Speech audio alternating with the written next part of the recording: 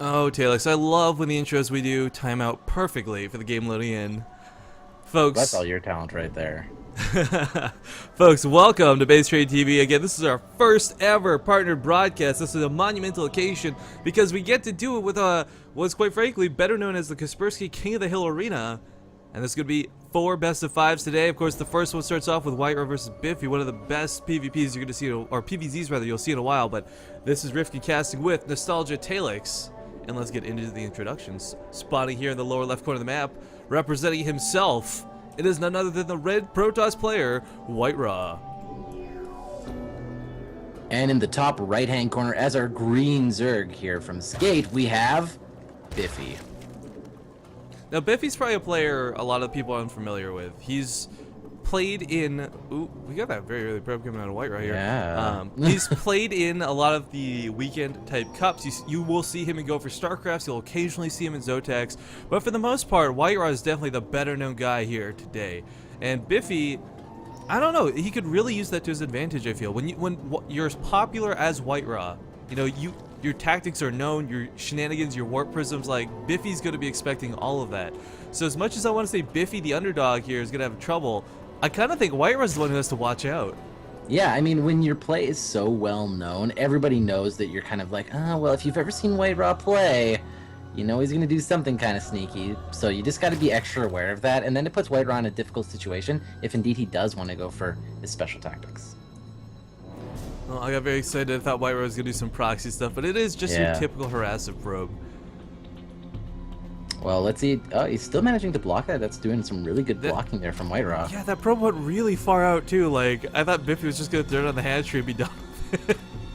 Yeah, well, I mean, block came right back at like 295 minerals, like White and his 6 cents. He's got to be careful, man. He's about to lose that probe. He did lose the probe. A little unfortunate, but he threw it on the pylon, so the ultimate, no, sir. Now, this is kind of interesting, too. Biphy, I don't know if you guys caught that, through the pull down at 14. Nothing crazy and out of the ordinary, but it would have allowed him to get links out earlier to deal with this. So, okay, he did cancel. Let's see, for White to not cancel would be just crazy. Yeah, but now we do have the links coming out, so we'll have to see. I think he's probably just going to go take a look, see what his opponent's trying to do here. So you can see White, he did go for the faster expand. He is getting his wall up right now. The first cannon's going down. He should be completely okay. Yeah, Biphy sees this too, so the links are really limited on what they can do. Now, you know, one really key thing to point out here, Biphy, he didn't quite go for that third as quick. He decided to get out the queen and a few more drones first. Not that that's crazy, but that, of course, only very slightly delays as the third now goes down. Still, that very early third. Really nice for Zerg economy. Yeah, definitely. So we'll have to kind of see. We see White, you know, he did throw down his double assimilator. He's just playing very standard at this point. Now, you were talking about earlier in the game that White has been known for his, you know, hiding his bases lately and just being extra ninja with that. This is a really big map. Do you think that's something we might be seeing here at a White today? I would love if we could see that. And for those who are maybe just tuning in for the VOD of this, one of the things White has been doing recently, if you have not been watching his stream, is experimenting with more, well, quite frankly, special tactics. And one of those special tactics includes making a ninja base. And for those who don't know what I'm talking about, it's when you take, instead of a third base, like the lower right corner base, and rather than walk probes there, rather than risk, you know, that base getting revealed through the transfer, he's been using the mothership core to actually just straight up recall probes across the map. And I think that is absolutely the coolest thing. Yeah. And I also love that we get to say special tactics so much when casting White Rock because you don't really get a chance to with any other player. It's just so fun to say. Alright, well, we have the first Zealot here from White Rock. Looks like he's going to be moving out. Just going to try to force a couple of Zerglings. But I think Biffy's going to be completely okay. Queen being transferred over to that third right now. A couple of Zerglings there as well. So I think this Zealot's mostly just going to be for poking in some pressure. But I don't think he's going to want to lose that. You know, Talix, there's a version of this build that I've just had such a big crush on, and I've been talking about it every stream, and I'm going to be talking about it on every stream, where, again, like, I know he's not the first person to invent this build, but SCA, StarCraft Ascension's Lucky, was one of the first people I saw that do this versus FXO Lucky, so again, another PvZ, where the game kind of boils down to this same build-up, but what happens is the Protoss player opens the map with a proxy 1 gate, does not cutting a probe, so it's like a 10 gate type thing, and by doing so, you end up forcing your opponent to make so many extra lings, so many extra larvae spent on getting rid of the zealots and the gateway that you can happily forge expand behind it, and by the time you're set up the way you are right now, the way White is, your opponent's only just taking his third instead of having it up and running for so long. So What I find curious is, like, while White Rod did go for the Forged Expand in this map, there's tons of other options available to players, and I don't think people realize that. I didn't even realize that. I've been casting all sorts of Protoss games for the longest time. But, oh my goodness, we actually have an Oracle coming out of White Rod. A curious choice, as most Zerg players tend to avoid this against, Protoss players tend to avoid this against Zerg just because the Queen is pretty good like that. Yeah, definitely. And behind this, we see White Rod is actually just taking his normal third base. So I think if this is just going to try to keep, you know, Biphy in his base, keep him on his toes while that base tries to go up. You know, this is interesting too.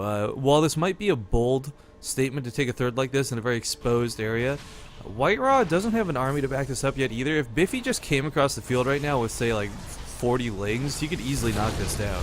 Oh yeah, hands down. I mean, I think White Rod is really kind of, okay, here we go. He's relying on this. There is the Oracle here. It is doing a couple of kills actually. 4 right? kills, 4, 5, 6, 7, 8, 9. This is already very 10, effective. 10 kills. Oh man, you just went the count right there. No, that's actually incredibly good for White Rod. Guys, when you see Oracles used, typically you'll get about 5 kills, run out, and come back for more later, but 10 kills straight up, a really nice pick off there. The Queen, of course, was shelling away at it the whole time. Spore Crawler immediately thrown down. So Biphy, not going to let that happen again, as he's got spores coming down in the other bases as well.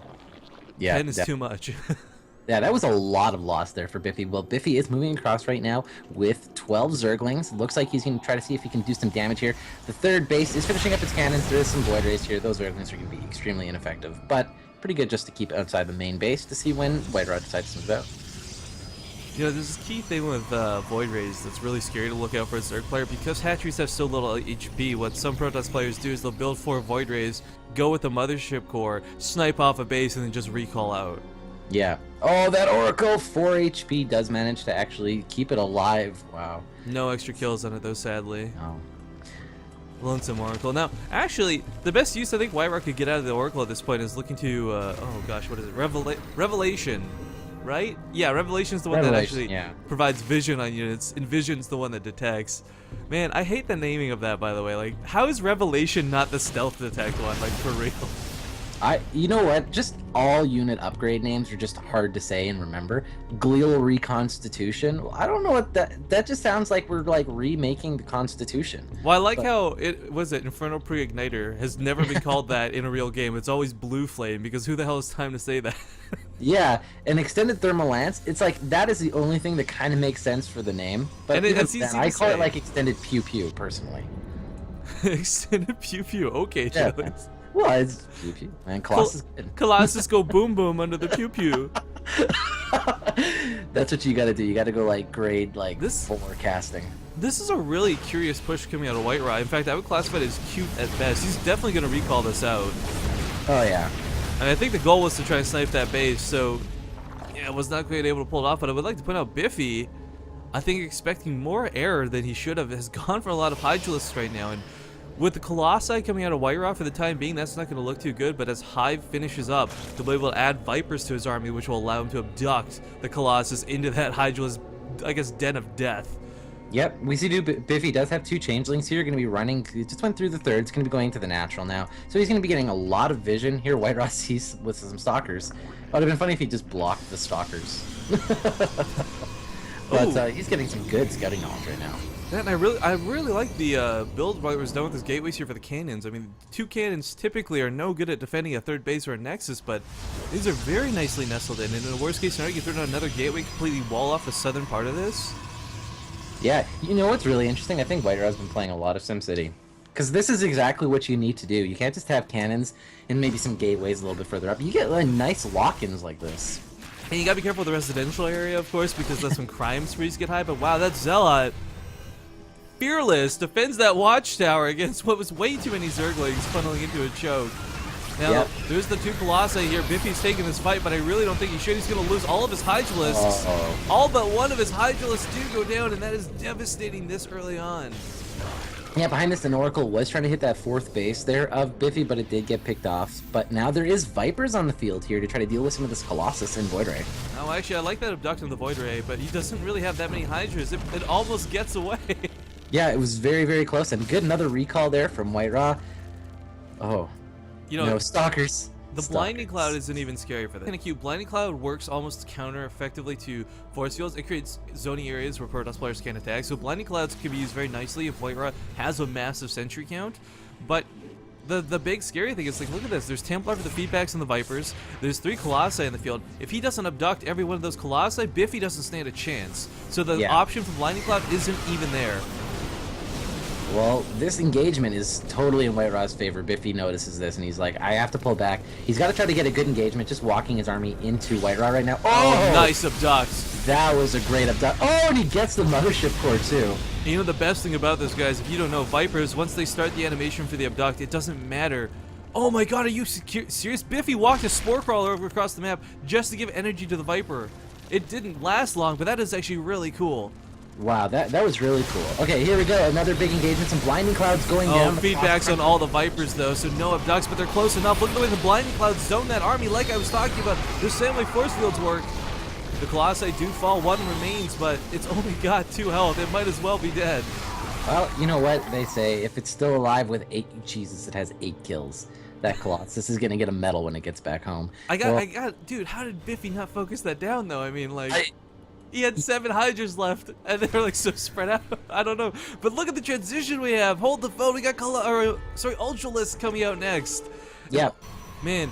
Even Immortals, even though Immortals are kind of the counter unit to Ultralisk, they still don't fare too well against Ultralisk. Is the thing. Yeah, that's very true. White Ra now is going to be taking his 4th base. There is an observer over Biphy's army here from White Ra. Actually, just left. This observer is now just kind of looking at nothing, but he does have a good idea of what the composition is going to be, but I think those Ultralisks are going to be taking him by surprise. Yeah, I agree entirely. I mean, the thing about Ultras, they were revamped for Heart of the Swarm to be the anti-ground unit, and what we have for White Ra is all ground. He doesn't have that continued Void Ray production yet before, and Void Rays, of course, shred Ultralisks. Oh yeah, Void Rays are just such a great unit. Honestly, if you can get Void Rays up to a mass number that's like pretty safe, like it's almost impossible 30, to kill them. You know, like 30 Void Rays, you don't ever lose. But then again, I think that's like all your supply. Yeah. Well, we'll have to see if the Hardened Shields are going to be enough for this fight, because, I mean, really, that's the only thing that's... The Immortals are the only thing that's going to stand to the Ultralisk. For those who don't know, you cannot use Force Fields against Ultras. They are massive units. They literally crush the Force Fields under their weight. And Biphy coming in again with a very small, strange force, but a hit squad here on the left side of the map as well. Ling's going to run into the 3rd base, but the cannons should be able to defend this. Let's see this fight here in the middle, though. Look at that abduct, Alex. Yeah, that was great. Some good Blinding Clouds actually forced White Ra back a whole bunch. Another great abduct. Those Ultralisks are going to town right now. But there's still quite a lot here from White Ra. The 1 Colossus in the back doing tons of damage. These Ultralisks are powering through quite a lot of the Zealots and the Stalkers, but it does look like White Ra will be able to hold this pretty nicely. And guys, let's not forget, these are Ultralisks that do not have upgrades. Biphy has no Carapace and no melee upgrades at this point. Those were just...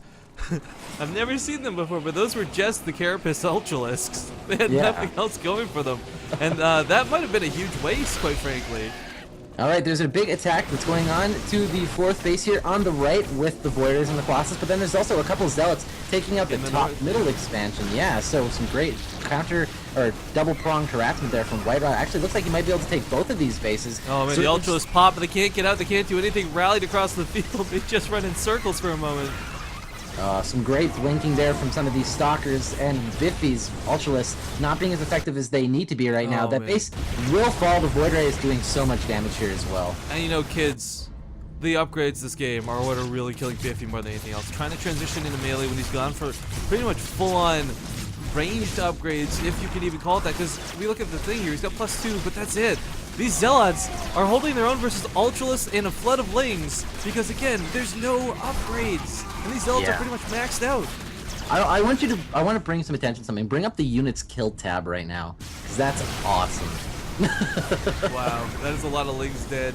Yeah, that is so much dead there from Biphy. White Ra is just chewing through. If you look at that units lost tab, the actual resources lost right now for Biphy are about double that of White Ra. But that's to be expected of a Zerg player in this matchup. But you're right. The fact is that he is severely behind when it comes to that. Now, take a look at the where's the S for the spending tab. I mean, the economy's actually been rocking for Biphy. He's been able to afford these losses to an extent. But again, looking at the technology tab, he's just not invested anything in upgrades this game. Ultras coming in here, a couple cannons, the only thing to defend the base for the time being. White Ra should not move his army out, otherwise that might open a hole in the south, in the south for a run by. if Biphy had one. So I like that he stayed position here in the south. He didn't risk losing 2 bases instead of just 1. Yeah, White Raw is looking pretty good right now after especially destroying that 4th and 5th base from Biphy. Now he himself has his 4th and 5th up and running. He is going to be taking a huge economical lead. His resupply is going to be almost better than that of Biphy's, unless Biphy, you know, is actually able to just keep these bases alive for quite a long time. Yeah, he's trying to get his 4th and his 5th up, but he's not going to hold both if White Raw knows what he's doing, and White Raw certainly knows what he's doing. Yeah, an experienced gamer, there never was a better one than White Raw. Like, this guy has been around for a long time. And you know, one of the really scary things here for Biphy, he's got to remember, White Raw's got those upgrades, but White Raw, the longer he takes to actually end this game, the better chance he gives Biphy to get back into this. Because Biffy's upgrades are now, I mean, they're not catching up, I shouldn't phrase that, but I mean, he's got the option to. Yeah, it looks like this 5th base, once again, is going to be falling from Biphy. Biphy's supply right now has dropped 40 below White Raw. White Raw's constant resupply right now is going to be really, really strong. You know, Biphy, he is making 5 Ultralisks, but a Dark Shrine is on the way right now from White Raw. Yeah, and at the 3rd base, that Ultras could not even break down a cannon. That's the Sim City we were talking about earlier, guys. Good game is called. That's going to be game 1 for you. Yeah, no, you know what? That was a great game. And it just goes to show you that White Rod doesn't need to rely on special tactics. He has great macro. He's got great decision making, and he can just straight up win a great game.